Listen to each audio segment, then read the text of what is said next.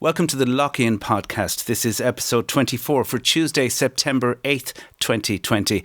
It's Star Trek Day, believe it or not. I didn't know this, but the very first episode of Star Trek, the original series, was broadcast on this day in 1966. So for all you Star Trek fans out there, I just want to say, get a life. No, seriously, I love it. What I want to say is live long and prosper. Okay, this show is a podcast. We're a little bit irreverent, I know, but because it's a podcast, that means you can get it in lots of places. There's a video stream on YouTube, there's Apple Podcast, there's Spotify, there's everywhere else. And there's a website, thelockin.ie, where you can find everything pulled together and you can find all of the past episodes and information on how you can subscribe. My name's Colin Wienacha and I work for Black Knight. Today, I'm talking to an Irish singer-songwriter who's just released a song from her new album, and there's an amazing video to go with it. The song is called Birdsong, and the singer is Emma Langford. Emma, welcome to the show. Thank you for having me. Emma, I love your new song. It's great to have you. We're going to listen to the song later, if that's okay with you. But first, can you tell me a little bit about it? What's the song about and what inspired you to write it? The song is about, I suppose, recognising who you are, down to the marrow of your bones, recognising that person and acknowledging them and celebrating them. Literally, I wrote it as I was staring in the mirror at myself one day and feeling like rubbish. And I tried on, an outfit that I loved, and then I'd gone outside and felt sort of the eyes of judgment on me because, I was lumpy and bumpy and didn't fit, everything perfectly.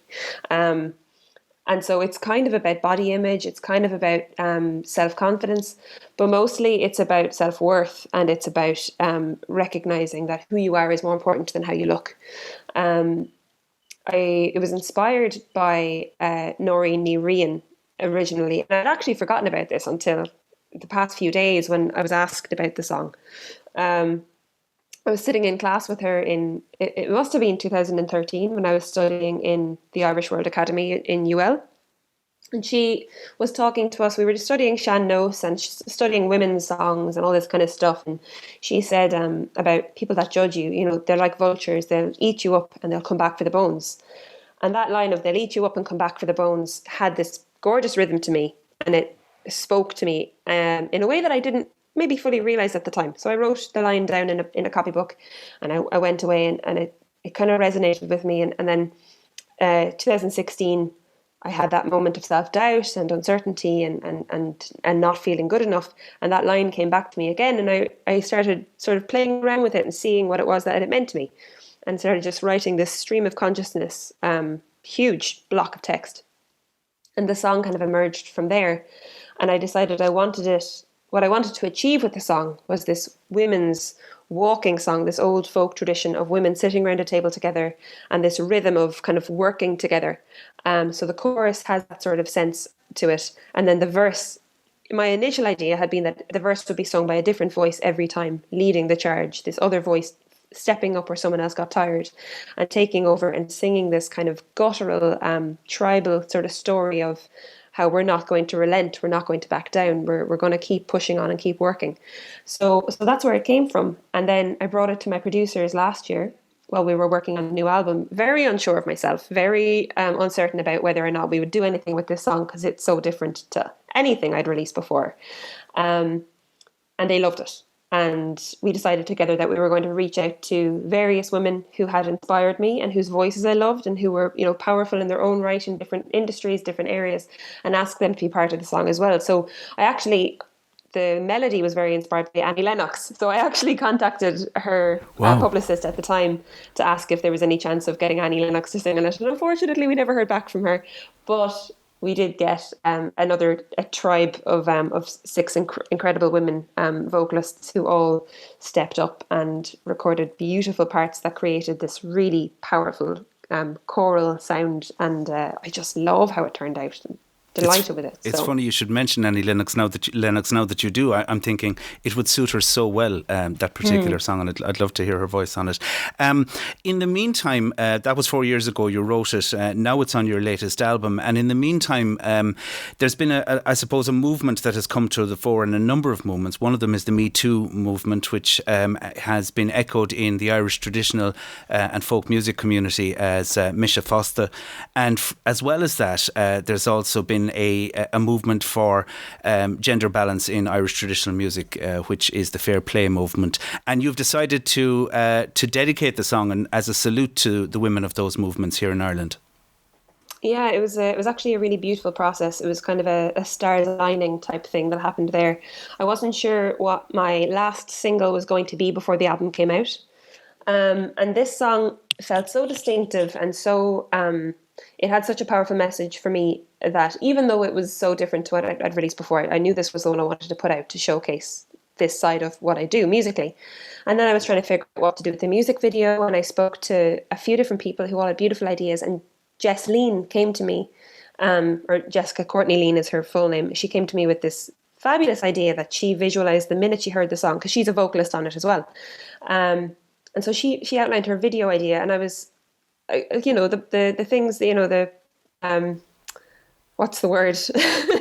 The penny dropped, and I realized that what I wanted to do, the more I thought about it, was actually, vocalize my solidarity for these women in the FairPlay and MiseFosta movement through the video, through the song, and through releasing the song at this time, and giving it its own lease of life and bringing their plight to the world in a way. Yeah, and it's interesting that you mentioned the video, because the video contributes so much to the song, Emma, and I hadn't heard the song before, but when I saw the video you released last week to go with it, and it's an extraordinary... I mean, there are so many, if you like, iconic music videos that it's very difficult to imagine the song without the music video. This just looks like it was... born fully formed and came along with the song. That, which is interesting to me, and something I've always wondered, if you're writing a song, do you have images in mind as well, or was this a later contribution by Jessica? Because we're going to show the video later on, and people will see this for themselves. The images, this image of the young girl, the inner child, all of this that's in this video. It's a perfect match. Did you have images like that in mind, or was that all from Jessica? So what happened with the video was, it was a really interesting process of working together in collaboration, and that's what I try to aim for with every music video I release. I find it very hard to imagine ever releasing a song without a music video. It just seems like an abstract idea to me. And when I was writing the song, I had my own mental images. I always have a very clear kind of a mental image in my head of what the song is about and what the character of the song is. I'm I suppose, originally a visual artist. That's where I started out in visual art and theatre and storytelling, and then music came later. So that's my process really. But no, I didn't have this exact image in my head. I mean, my image had always been women sitting around. What's wound up happening is, for me, when I watched the music video the first time and Leela walks into the Abbey, the Abbey for me feels like women standing around her and bringing her in and leading her to where she needs to be. For me, it looks and sounds like the Abbey, the voices are emanating from the walls of the Abbey. Yeah. And it's got this, and then she looks to the tree and the voice is coming from the tree. And it's, because of the echo of the song, the ambience of the song, and the natural resonance of a space like that, it makes perfect sense that the music is coming almost out of the earth to her, which it just makes, as you say yourself, it feels like it comes fully formed. And now I can't possibly imagine someone hearing the song and not seeing the video. There's that sense that the child is the heir to all of these women that have gone before her, and all of their tradition and their strength and all of that as well. It's extraordinary. And of course there's dance in it as well, and it's something that really comes out listening to the song, is the strong rhythm that's in it, and then of course you have an element of dance in there as well. well, which is absolutely fantastic. It's she's a fabulous dancer. I was blown away by that. Initially, when I saw the music video, we went through a few different iterations of the video. And initially, the dance had been slowed down a lot more. You saw some more kind of dramatic slow motion movements and stuff. And we decided together that actually what Leela had choreographed, because she's such a hard worker herself, she's brilliant. When Jessica asked Leela to be part of the video, Leela went away to her academy, her dance academy, and asked them to work with her to choreograph a piece, especially for the song, which I was just blown away by. Like she's such a diligent worker, and that's really going to stand to her in the future. But yeah, that dance piece is just gorgeous, and I really wanted to see it full speed and really get the impact of the full force of how brilliant she is as a dancer. So yeah, it perfectly matches the song, and I love it. So much work has gone into this, Emma, from your collaborators and from yourself as well. I'm sitting here at home. So many other fans are out there sitting at home. It all streams into us for free on YouTube and Facebook and the whole lot, and we don't pay a cent for it. I was listening to a podcast recently, and an Irish musician was interviewed, and he was saying, years ago there used to be a thing called record companies. Now, not that record companies were always, were an ideal model either, but there was a well understood model there, a business model there for a music industry. Now there is a lot of concern that there isn't that now, and while in many ways it's easier for musicians to break through if they have the talent and build that following online, it is a very challenging time. I saw you play last year, Emma, and I know that you do a lot of gigs, but obviously that's not an option anymore.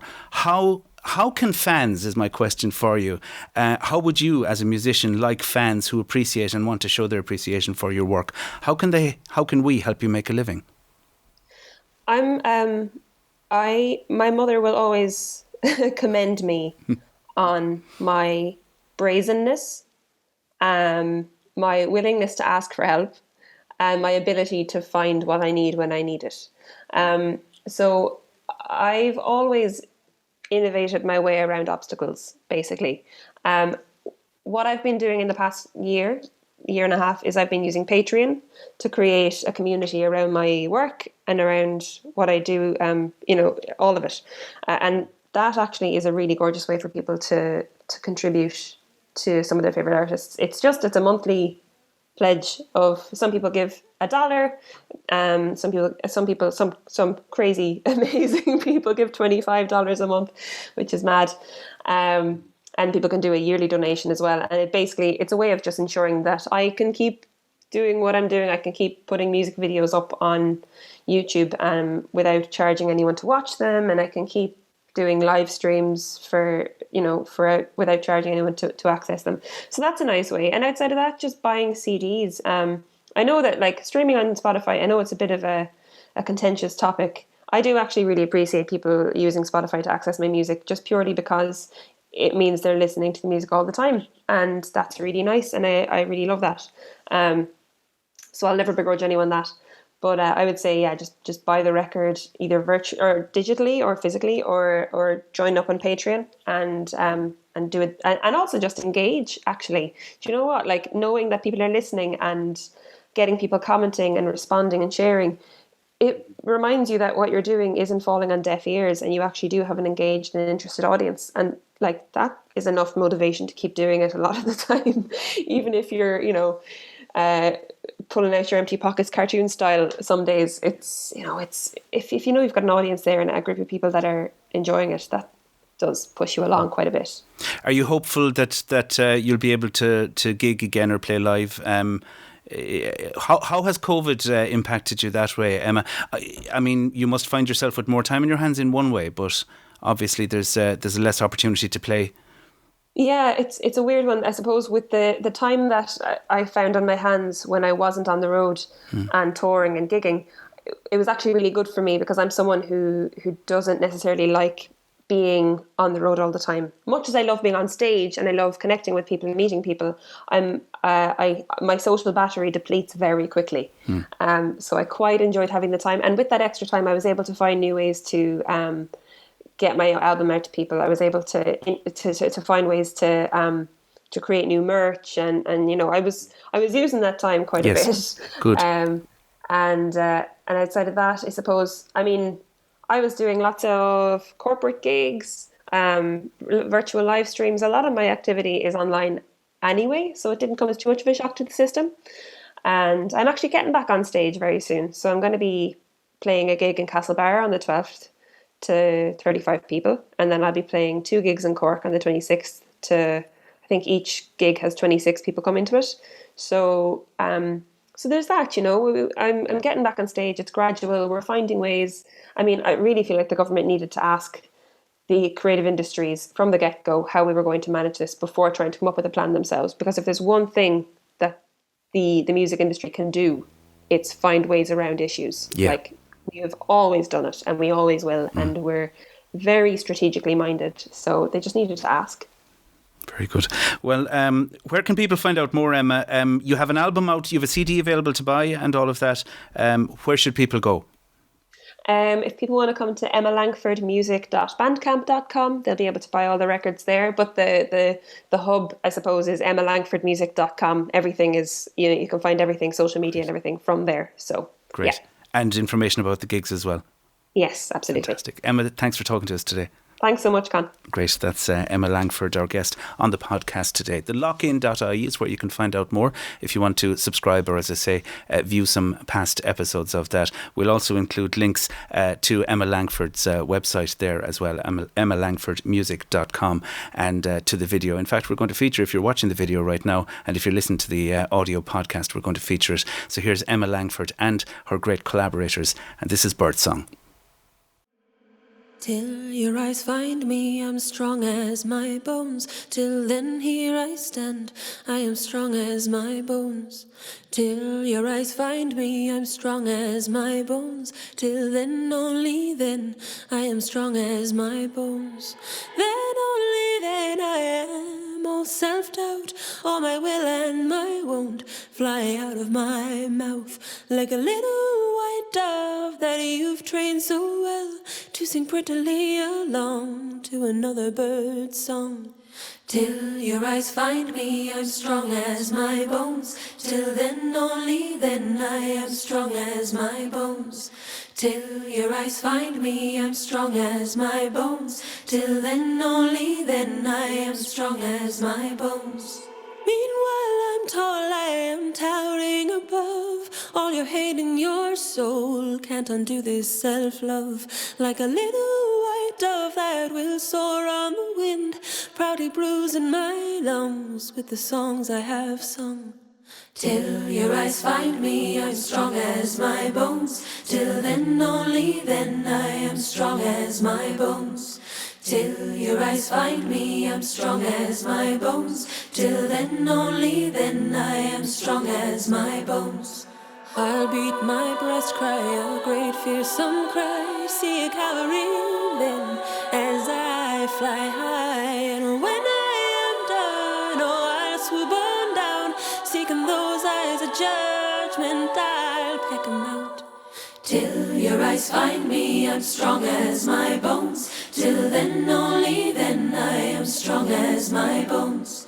Till your eyes find me, I'm strong as my bones. Till then, only then, I am strong as my bones. But for now I belong to no beast, man, or thing. My own self is my own. I am strong as my bones. Like a fierce bird of prey that knows only the hunt, with a strength you don't know, how your pretty bird's flown. Till your eyes find